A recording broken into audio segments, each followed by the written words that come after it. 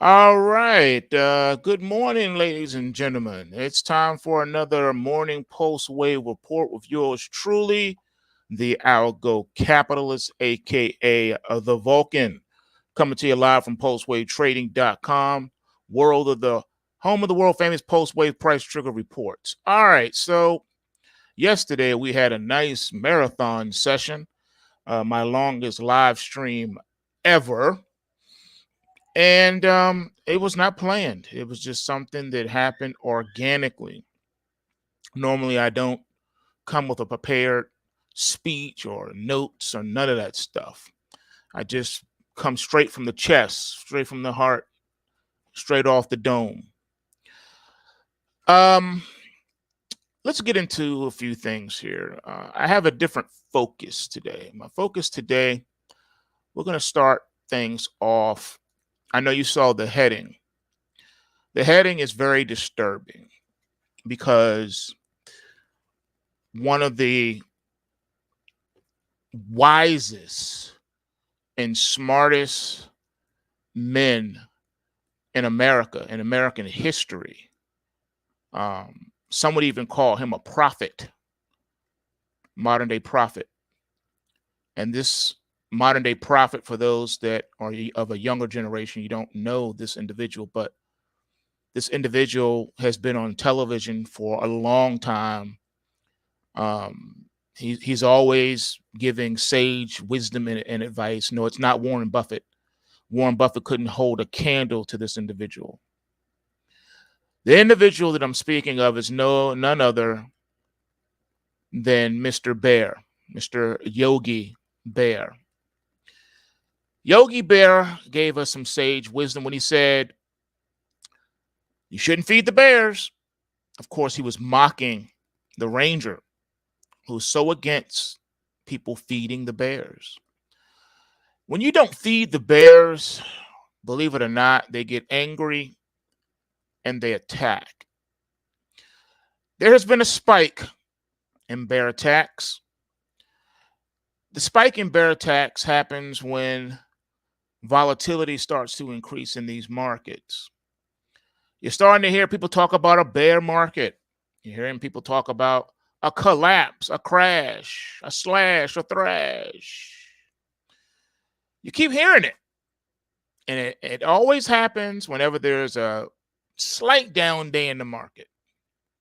When Bitcoin had a rally, YouTube was on fire talking about why Bitcoin, this is the bottom, and Bitcoin is going to $10 gazillion. And as we speak, it's down 645. Yep. It was down even more than that earlier. So, what's going on? Let's get into it. As we look across the screen here, you'll see all the quotes going on. It's a very dull day. You got the Dow down 82 points. It's been going back and forth between positive and negative. S&P down 9, Nasdaq 100 down 42 and a quarter, Russell down 8. Like I say, swinging between positive and negative all day. Not really a lot going on here. If anything, I would say the market is maintaining its rally, its sustained rally, even though people are calling for the market to fall down, which I don't blame them because sometimes, a lot of these people, they subscribe to these pulse wave on the low. A lot of people subscribe to these pulse waves on the low. You would never know it if CNBC talking heads or subscribers to the pulse waves or not. Now, funny story. It is often noticeable when an employee of a company who can't afford to shop at their company goes and shops somewhere else. But what do you say when it's a restaurant? What would you do if you went out to eat at a restaurant and you enjoyed your meal and the chef comes out and asks you, how did you enjoy the dish? That was a new dish that he whipped up just for you. And you say, my compliments to you, Mr. Chef. This was outstanding. This meal was on another level. That's what I'm talking about. And then he says, well, I'm glad you enjoyed it. And then you notice something while you're sitting at Lachey's restaurant, where the average plate is $300 a plate. You notice that the chef, while he's standing there talking to you, asking you about if are you enjoying your meal or not, he has something in his hand. No, it's not the check. He's not your waiter. You got to wait. If you want your check, you got to wait. The waiter will be there in a minute. No, this chef is holding a bag in his hands. And you notice that there's some strange writing on the bag. It's like a brown paper bag type of thing. And he kind of puts it behind his back when he notices your eye glance at the bag. And then within a split second, it hits you. I know where I saw those strange designs on that bag. It's a McDonald's bag.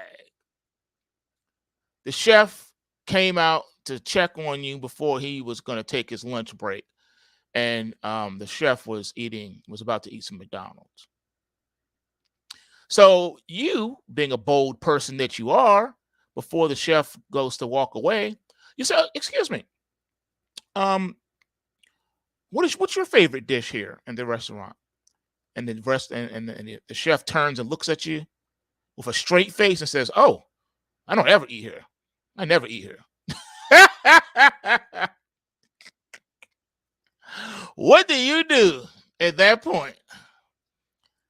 You just met and ran into face to face with the chef who doesn't eat his own cooking. Now, real life story, I seen something similar like that happen. I went to Taco Bell's, had a very bad experience. So I brought the food back. It was like, not only did you get my order wrong, but there's hair in my food. And they said, oh, no problem. We'll whip you up a new batch of everything. Don't worry about it. And we'll refund you your money. And I was like, nah, never mind. We kind of lost our appetite. Just forget it, right? Not soon as we have left up out of there. I was doing some errands, whatever. And I go to there's a Wendy's next door to this Taco Bell. So I go and I see that the two ladies that waited on me at the Taco Bell coming out of the McDonald's with McDonald's in their hands. And so I was like, hey, don't y'all get free food at Taco Bell? They was like, yeah, but we don't ever never eat there. And I lost it. I couldn't help it. I was holding my stomach. I was laughing so hard I couldn't help it. I couldn't breathe. They said, we don't ever eat there. So yes, ladies and gentlemen, you know it is a scary thing when the chef doesn't eat his own cooking. Well, that's what's happening right here today. We have a situation where individuals are calling for certain things to happen, and it's just not happening. And then you find out they're doing the opposite of what they're talking about. You got people talking about, yeah, man, this market's about to crash, to smash, to blast. And then you realize they've been secretly buying. I'm not going to put nobody on blast. I'm just going to keep that one under the hat. But we see you. Those individuals know who they are, and we see you. Now, it's not uncommon for most market pundits to talk their book. They speak their book. If they have a massive short position in the S&P 500 and the XPX options market and with puts, of course they're going to talk how bearish the market is and how longs need to get out of the way.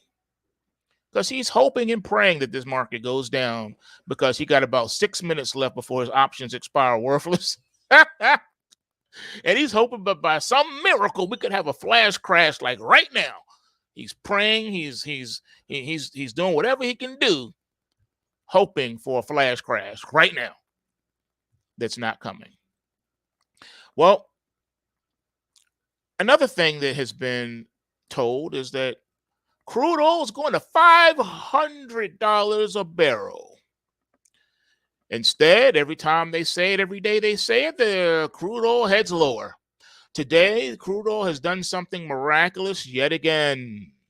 We are now at $88.27 per barrel for the WTI crude, light sweet crude. We have fallen from the $130 mark down to $88. Yeah, the market's going in the opposite direction. So if you were long and holding from 130, you are in a world of pain right now. You need surgery to get that bullet out of your flesh because you just been shot. The market has bust a cap in you. All this to say, Wall Street's confidence in the stock market hasn't been this low in over 5 years. People look to this metric as a gauge of investor sentiment, and right now it signals that investors are bracing for a downturn. That's all you hear them talk about. Downturn, downturn. While the SSI does not catch every rally or decline in the stock market, the indicator has historically had some predictive capability with respect to subsequent 12-month S&P 500 total returns, according to Bank of America. Even a broken clock is right at least once a day, right? But they also pointed out that a second signal, the equity risk premium, shows markets are pricing in an 80% chance of a mild recession and a 30% chance of a full-blown recession. Ladies and gentlemen, when you are hearing these statistics thrown at you like this from these organizations, please understand that their job is to speak confidence to their investors. But the reality is it's flipped. There's an 80% chance of a full-blown recession and a 30% chance of a mild recession. And optimism only drops when data points confirm forecasts, but Bank of America had earlier predicted a recession to hit before 2023, and these moves support that hypothesis. Really? Well, let's look at another barometer of Main Street sentiment, and that's the retail sector. 7 million retail investors have left Robinhood over the past year. That's a 34% drop. Investors are leaving the platform as equities and cryptos lose momentum from that easy money days of the last 2 years. Of course, in a bull market, everyone's a genius. And the platform is taking notice and making changes. Robinhood this week announced plans to cut 23% of its staff. Ouch. Ouch. But amid all the pessimism, one name still draws the bull. Retail investors' enthusiasm for Tesla is the highest it's been in 2 years ahead of today's vote on a 3-for-1 stock split. In other news, U.S. stock futures take a breather on Thursday following a strong rally in the previous session. Meanwhile, oil continues to drop to the lowest level in 3 weeks. On the docket today, Tesla, Toyota Motor Corp, Square, all of these are reporting. Plus, look out for the unemployment insurance weekly claims report expected from the U.S. Department of Labor this morning. And as you know, the government is professional when it comes to massaging numbers. They can make these reports say and read any way they want. Yes. Now, you've been hearing also in the news a lot of people coming forward and they're talking about dollar cost averaging, and they're singing the praises of dollar cost averaging. I'm here to tell you that that is a bunch of malarkey. It's bull. It's cap. All right. What is not taken into account is the individual's time horizon. Okay. This may work in 1945, but it's not working in 2022. We live in a world now where stocks can actually go to zero and companies go out of business. We live in a world now where companies can massage their numbers on their balance sheets and lie about their earnings. and do creative and mechanical, mystical, magical accounting tricks to fool you.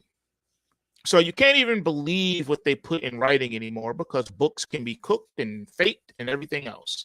There's been so much fraud and financial accounting fraud in the U.S. economy that it is mind-boggling. And it's been that way for over 20 years, over 2 decades.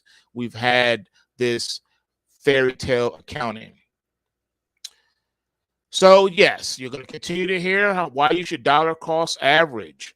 And one of the reasons they give, because they say you can't time the market, you can't beat the market. That's what they say. That's their reason.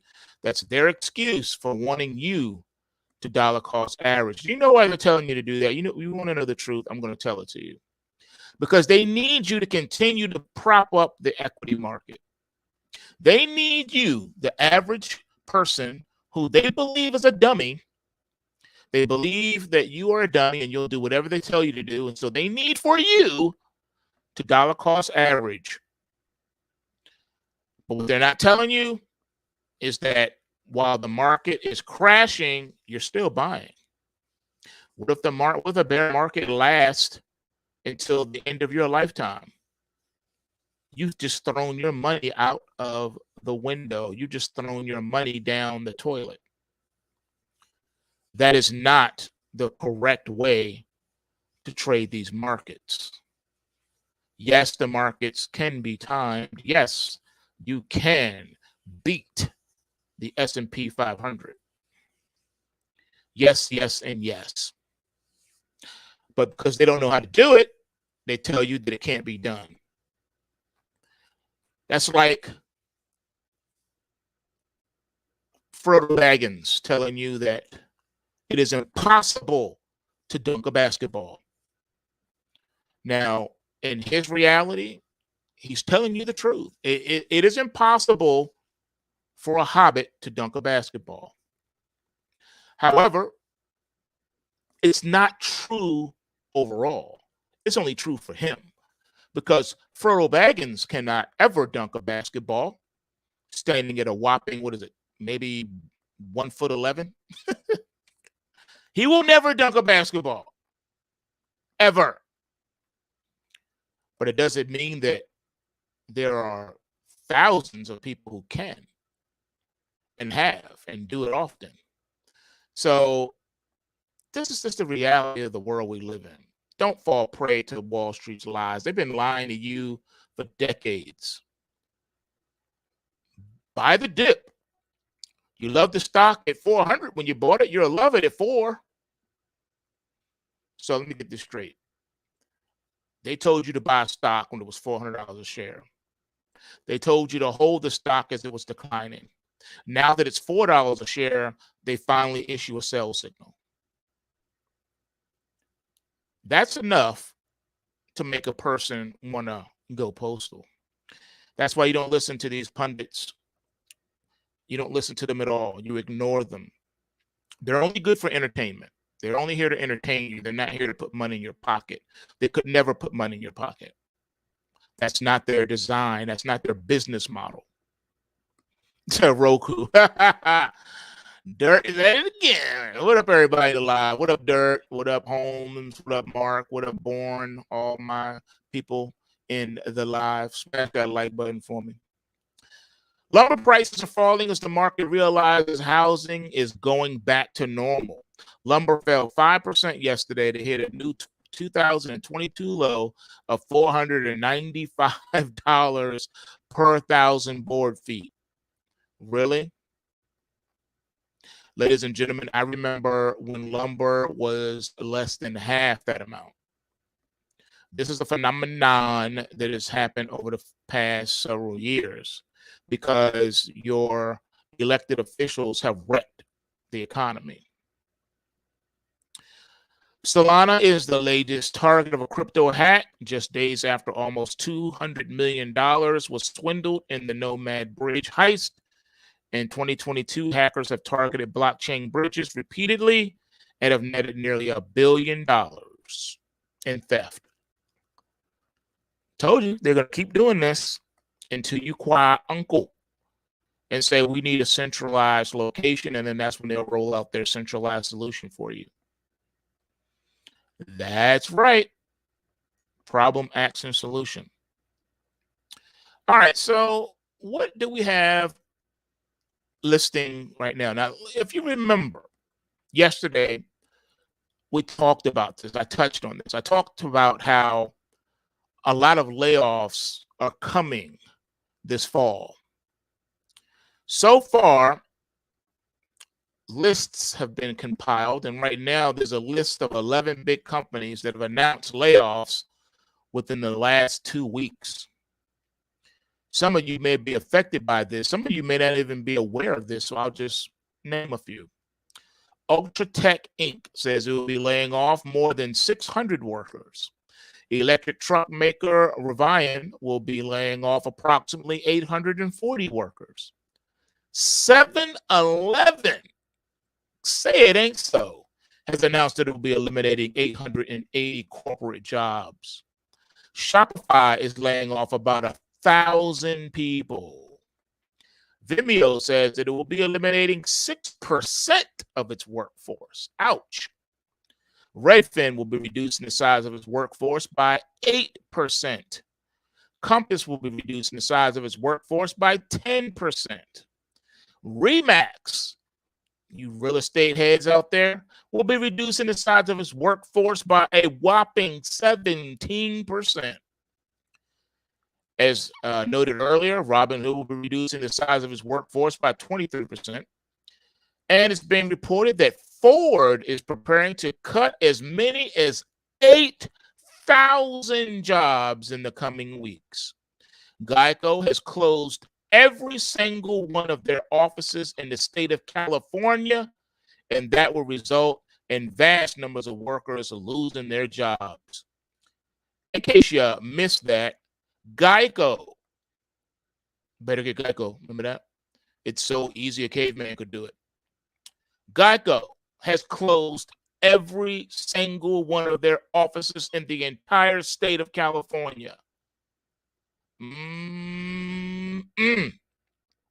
Geico, one of the largest insurance companies in the United States, reportedly closed all 38 of its California offices on Monday, resulting in hundreds of workers being laid off. According to the company, Geico would not be leaving outright and will still be offering policies directly online, with all insurance functions continuing as normal. Buying directly through agents by phone, however, will not be possible. We continue to write policies in California and will remain available through our direct channels for the more than 2.18 million California customers presently insured with us, said Geico in a statement on Monday. On top of everything else, Amazon has announced that it will reduce the size of its workforce. Get ready. Wait for it. Wait for it. Amazon is about to lay off 100,000 workers in just one quarter. Woo-wee! Ouch. With recession fears mounting and inflation, the war in Ukraine, and the lingering pandemic taking a toll, many tech companies are rethinking their staffing needs, with some of them instituting hiring freezes, rescinding offers, and making rounds of layoffs. Rescinding offers. You know what that means. Yeah, you hired. You got the job. Yeah, if I were you, I'll go ahead and put my 2 weeks notice in. You put your 2 weeks notice in. Here comes the day you're supposed to start working. We had to rescind your offer. We're so sorry. We apologize. But I already quit my other job. Yeah, I know. They already hired another person to take my cubicle. I know. These things happen. What can I tell you? Have a nice day. Click up. Amazon.com is one of the latest companies to discuss its belt-tightening efforts this week. During its quarterly earnings call Thursday, the e-commerce giant said it's been adding jobs at the slowest rate since 2019 after relying on attrition to winnow its staff. Amazon now has about 100,000 fewer employees than in the previous quarter. You could fill up 2 very large football stadiums with 100,000 workers. Eventually, this wave of job losses will become a tsunami, and millions of Americans will suddenly find that they are unable to continue paying their bills. Meanwhile, we have a new housing crash. It's starting to pick up speed as well. In fact, an absolutely massive spike in the number of Americans that are searching for the term "sell my home fast" on Google has spiked within hours of the latest GDP report on Thursday, which raised fears that the U.S. could be entering a recession. Online search volume for "sell my home fast" spiked a whopping 2,750%. Shortly after the Commerce Department released a report on July 28th, revealing that the economy showed negative growth for a second straight quarter, shrinking by an annual pace of 0.9%. Home sellers hoping for higher housing prices to continue are now concerned. And you know why they're concerned? Because they just realized something that you and I have always known, and that is what goes up must come down. Just like in 2008 and 2009, a lot of Americans that brought near the peak of the market are going to end up underwater on their homes. We didn't learn from history, and so now we are repeating it. And things are going to get worse and worse for the housing market as the Federal Reserve continues to raise interest rates. Yeah, about those interest rates, right? I know. It's just one of those things, man. What are you going to do? What can you really do? They've wrecked the market. They have destroyed the global economy on purpose. All right, on purpose. It's one thing that they destroyed it. We maybe would even forgive them if it was an accident, but this was done on purpose. Meaning this is something that they wanted to do. They wanted to have done. They needed to get this done. And now they have. This is disgusting. Ladies and gentlemen, you have to deal with this at some point. You have to come to terms with this at some point. That they have 100% wrecked this economy. And they're not finished yet. That's the worst part. They haven't even started. They haven't even started. All right, so the whole planet appears to be heading for a major downturn. And one of the largest shipping companies in the entire world has just confirmed that global economic activity is really, really, really starting to slow down. AP Mahler Marzik on Wednesday predicted a slowdown in the global shipping container demand this year amid weakening consumer confidence and supply chain congestion. The Danish shipping and logistics company, one of the world's largest and a broad barometer for global trade, said it loaded 7.4% fewer containers onto ships in the second quarter when compared to the same period in 2021, prompting it to revise the full-year outlook for its container business. Europe is being hit harder than just about anywhere else. Many of the numbers that are coming out of Europe are surprisingly bad, and now, thanks to the war in Ukraine, they are bracing for an extremely cold and bitter winter. Germany's presidential palace in Berlin is no longer lit at night. The city of Hanover is turning off warm water in the showers of its pools and gyms, and municipalities across the country are preparing heating havens to keep people safe from the cold. And that's just the beginning of a crisis that will ripple across Europe. It might still be the height of summer, but Germany has little time to lose to avert an energy shortage this winter that would be unprecedented for a developed nation. Much of Europe is feeling the strain from Russia's squeeze on natural gas deliveries, yet no other country is as exposed as the region's biggest economy, where nearly half the homes rely on the fuel for heating. This is starting to sound awful, is it not? We haven't seen anything like this in Europe since World War II. In Spain, they have already resorted to extreme measures as they desperately attempt to conserve energy. Responding to Europe's energy crisis, Spain has controversially banned air conditioning from dropping below 27 degrees Celsius or 80.6% Fahrenheit in the summer. The new government decree, which applies to a whole host of public buildings as well as shops, hotels, and other venues, will also stop heating from being raised above 19 degrees Celsius during the winter. The rules will be mandatory in all public and commercial buildings, including bars, cinemas, theaters, airports, and train stations. So get ready for some freezing cold government buildings. No heat. I have to admit, this is some stunning news, and it's only about to get worse. What do you think is going to happen in the US? If these things are happening in Europe, what do you think is going to happen in the US? What do you think? Just something for you to consider. Speaking of energy, as we segue into this section here, did you know who the biggest oil producers in the world are? Well, according to Region, we got in 2021, the United States, Saudi Arabia, and Russia produced over 43% of the world's oil production. That's a whopping middle. Thousands of barrels per day are produced, broken down this way.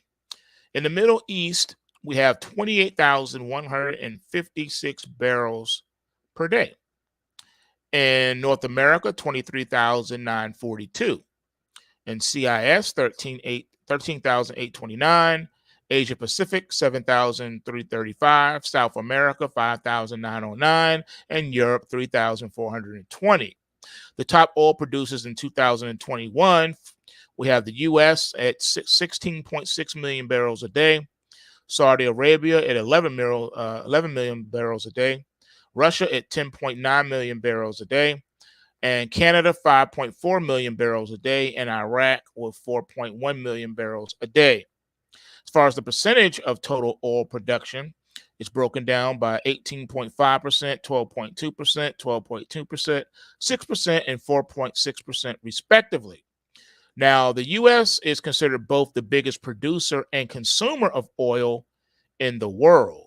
Russia accounted for 25% of the EU's oil imports in 2021, exporting over $48 billion worth of oil since the beginning of the war. Facts, ladies and gentlemen. These are just facts. This is why the world will never be able to go completely off of fossil fuels. They just won't be able to do it ever. Not completely. It just can't be done. Did you know that Shell giant Chesapeake to exit oil as its focus on natural gas? That's right. Chesapeake will fully focus on key shale gas plays. They will look to reduce its Eagle Ford positions, and the company will increase exposure in the Haynesville Shale formation. That's right, ladies and gentlemen. Shale pioneer Chesapeake Energy will focus on its key shale gas plays in the United States and will consider its oil-producing acreage in the Eagle Ford as non-core business and a shift toward gas and deals with LNG exporters. Yeah, nat gas. And today, as we speak, nat gas right now is still trading over $8.18. Can we see 20? Can we see 30? Can we see $100? Nat gas demand is going up. But then peep this though. See, this is how you got to break down the energy sector, because the energy sector is so gangster. So we got oil prices falling as the EIA reports large crude inventory builds. How can you say the demand is spiking so much, but then say, okay, but we got all this inventory?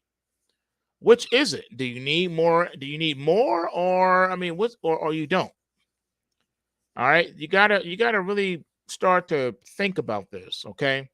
Because the American Petroleum Institute reported an unexpected inventory build in crude oil at over 2 million barrels, while analysts had expected a modest draw of less than 500,000 barrels for the week of July 29th.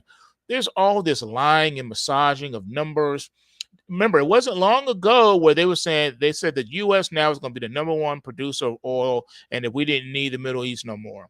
And then all of a sudden, crude oil drops to negative $100 a barrel.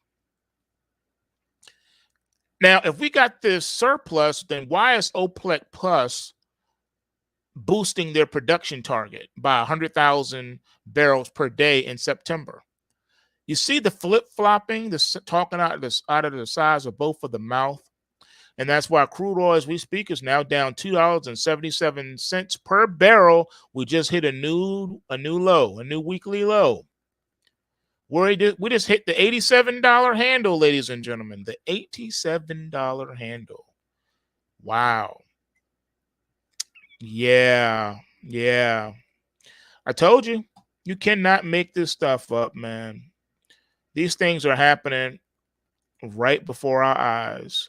We're literally watching them destroy the economy.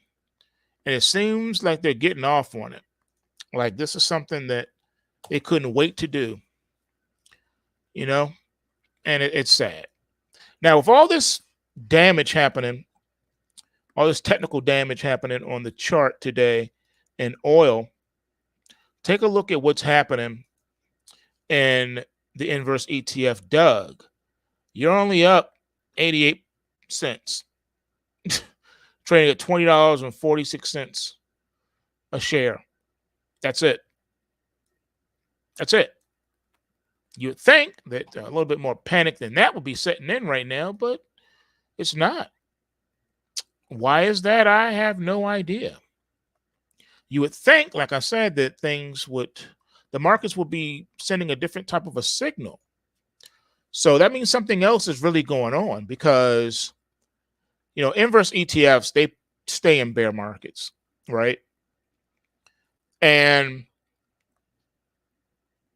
the DUG has been in a locked in one, like hitting new lows almost on a daily basis.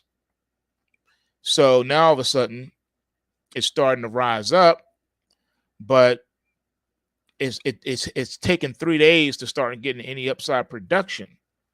And crude oil's been falling almost every day. So how is this not a lot higher than what it is? This is one of the reasons why I have a love-hate relationship with inverse ETFs, because they don't track with the market like they're supposed to. Now, I'm not talking about the leveraged ones. I'm talking about the non-leveraged ones.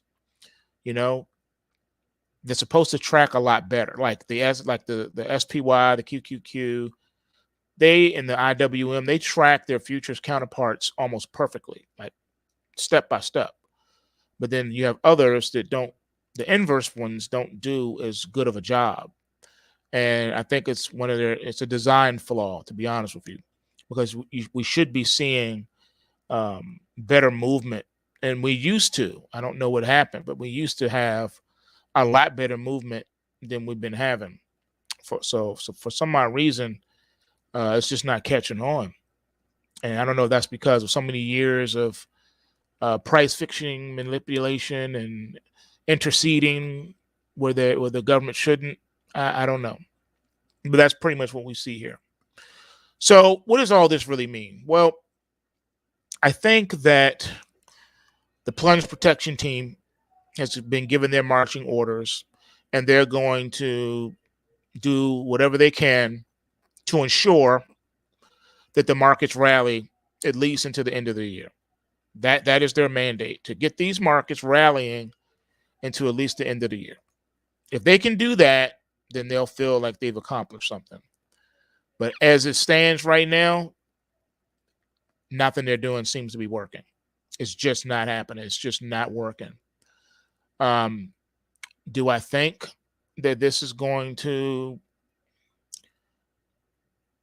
change anytime soon. It can, but I'm not too hopeful at this point in what I'm saying. I'm just not.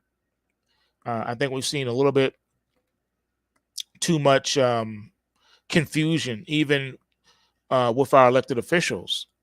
I mean, when you have Nancy Pelosi defying the White House, defying her president, he said, "Please don't go," and then she goes to Taiwan anyway. Yeah, that's a house divided against itself, and that's what we're seeing right now. We're seeing a house divided against itself. The elites of the world are battling each other. They're going to war with each other. They have their competing agendas, and that's what you're seeing. As far as the metals markets, we have a situation where I think that gold and silver are going to get the benefit of being a commodity and being a currency. So the US dollar index is down today, just like I told you in the last two end of day reports. I showed you the charts. We're now at the 105 handle, so you dropped from the 107 down to the 105 handle. So the inverse ETF UDN is up 6 cents right now. It should be a lot higher though. See, that's again, in my opinion, these inverse ETFs are not moving like they really should be. When the dollar comes off this much, this hard, you should have a nice spike, and you're not seeing that. And in other words, you're just seeing a slow grind. And I'm gonna tell you why that's a little bit concerning. It's concerning because what that means is if the trend shifts, if we get an algo shift, a major global algo shift, if we get another one of those, and everything that's been in a locked-in bull market turns into an official locked-in bear market, these inverse ETFs are going to explode. I think the reason why they're showing they're moving like there's little interest is because of the low volatility and the low volume. But let something get shaken, and then I think you're going to really see the fangs come out. No pun intended. And it's just been some time since we've seen it. You figure since this whole calamity of crises took hold of the world by storm in 2020, the markets have been on a tear since then. So that's why you see what you see now. It's not, doesn't, you don't need to be a rocket scientist to see it, but that's exactly what's been happening. So once things get out of hand, then I think we'll start to see that again. We'll start to see that pattern start to shapen up again. But right now, we're just not seeing it at this moment. But I think we will here shortly as things heat up. All right, so that's pretty much all I got today. I know not as long as yesterday, but I had less to say today than I did yesterday. So we'll see where these markets settle. Like I said, the volatility is picking up, but the trade volumes are kind of falling off. So that's why you got these sideways movements. And these markets seem to be locked into sideways patterns now. So tread lightly and be careful so you don't get burned. Stick to the script. And if you have not, I dare you to take the Pulse Wave Challenge. I dare you